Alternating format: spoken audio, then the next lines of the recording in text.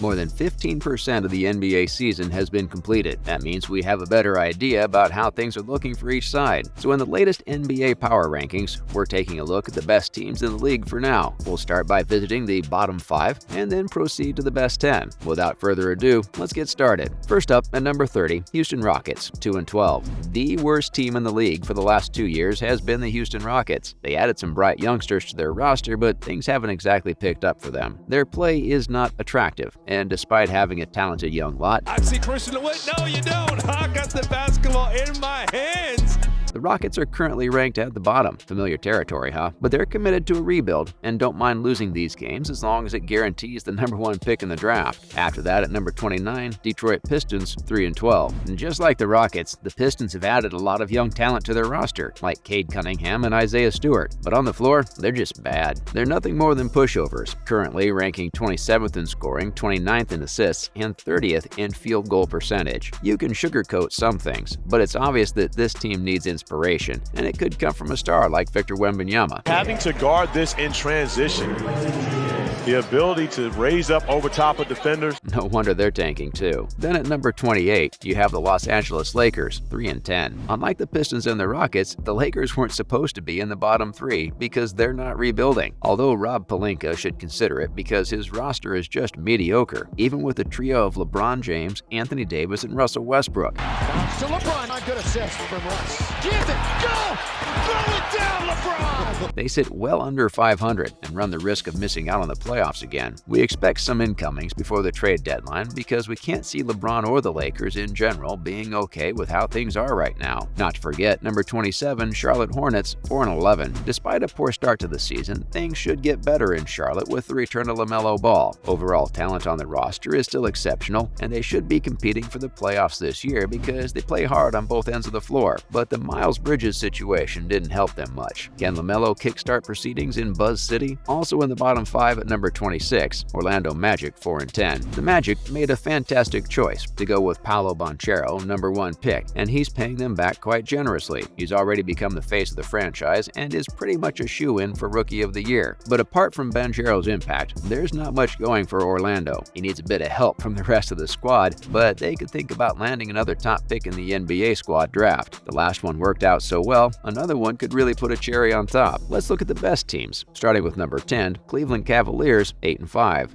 Cavaliers have been sensational so far. In fact, they'll be a bit disappointed that they aren't closer to the top 5, given how well they've started the season. They're looking so good on the court thanks to Donovan Mitchell coming in, and Darius Garland should become an all-star again. The duo is ripping it up together. Jarrett Allen, Evan Mobley, Kevin Love, and Isaac Okoro have been putting in important shifts, and it wouldn't be a surprise if they end up making a deep run in the playoffs. Moving on to number 9, Dallas Mavericks, 8-5. Luka Doncic. That's all there is to the Mavericks this year. Talk about handling pressure. Everyone expected a big season from Doncic, and given his astronomical rise, it was definitely coming, but to actually come up with those performances night in and night out, knowing the expectations are massive. He's the leading MVP candidate, and he's the reason this Mavericks side is in the top 10, and he's not stopping anytime soon, so Dallas really needs to find him another star because he can genuinely take them to the NBA Finals. At number 8, Phoenix Suns, 8-5. The Suns look incredible. They've looked incredible for quite some time now, but could it be their year this time? They play extremely strong basketball on both ends of the floor, and they're currently 4th in the Western Conference. We expect them to improve on that ranking. Chris Paul might not be coming up with the same kind of production, but he's still up there in assists. Traded inside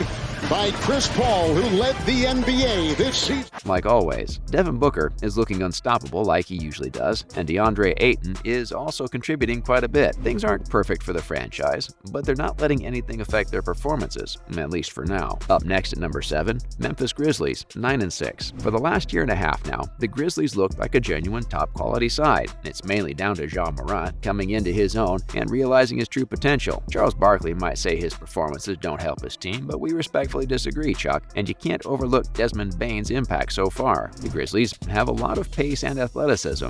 I'm not playing. Robin Lopez, you know I love you, but you're on the poster too. They play quality basketball, and it's helping them win games. What more could you want from a team? They should be aiming aiming for a higher finish in the regular season though. Coming in at number 6, Atlanta Hawks, 9-5. A lot of people question Atlanta's decision to bring in DeJounte Murray, considering they already had Trae Young, but 14 games in, it seems like a fantastic move, doesn't it? Young and Murray have been tearing it up on both ends of the floor, and they definitely make the team better. In fact, it's even better because the Hawks can afford to give Murray a rest and still win games as they did against the Milwaukee Bucks. All they need are more shooters because for now, they're heavily dependent on DeAndre Hunter. Entering the top 5 with the Utah Jazz, 10-6. The most surprising entry in the top 10 is probably the Utah Jazz, and they're 5th. Imagine trading away 2 of your biggest stars, Donovan Mitchell and Rudy Gobert, and somehow becoming better. This post-Mitchell era is being run by Lauri Markkanen, who is playing out of his skin, posting 21.8 PPG and 8.6 RPB and 52.6 shooting from the field. But we expect the Jazz to fall because they're not supposed to be the 3rd seed in the West.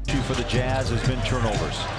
Here's Vando with a wide-open lane. And if they want Wembanyama, it might be time to just fall back. After that, at number 4, Denver Nuggets, 9-4. Nikola Jokic's dominance shouldn't be a surprise anymore. The 2-time reigning MVP is coming up with monster numbers, and it has helped tremendously that they now have the services of Jamal Murray and Michael Porter Jr. But they're not fully healthy, so the Nuggets can't compete for the title. Their focus should be on making the playoffs, which they should do comfortably, and then hope that Murray and Porter are 100% to go off in the playoffs. But Jokic could also make a push for a 3rd MVP title. We certainly aren't ruling him out. Into the top 3, Portland Trailblazers, 10-3. Another surprise on the list is the Portland Trailblazers. It's not as shocking as the Jazz being the 5th best team in the league because the Trailblazers have their superstar Damian Lillard back to his very best. He's posting 28.6 PPG along with 5 RPG and 6 APG, and his form has helped Jeremy Grant and Anthony Simmons. This Blazers side looks extremely well and could be the dark horses in the West.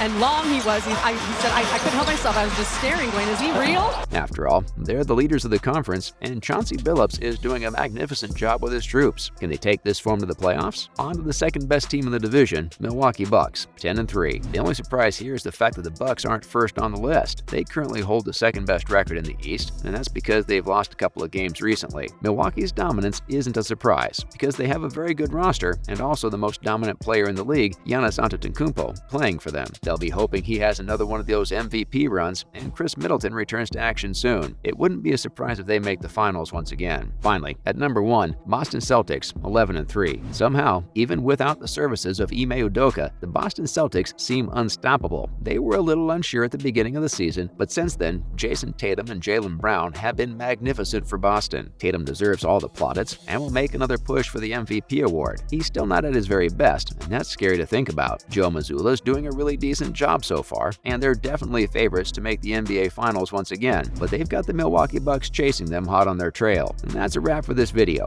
Do you think the latest NBA power rankings are accurate, or does some other team deserve to be on the list? Let us know in the comments below. Make sure to give this video a thumbs up and subscribe to our channel for more videos like this. See you at the next one.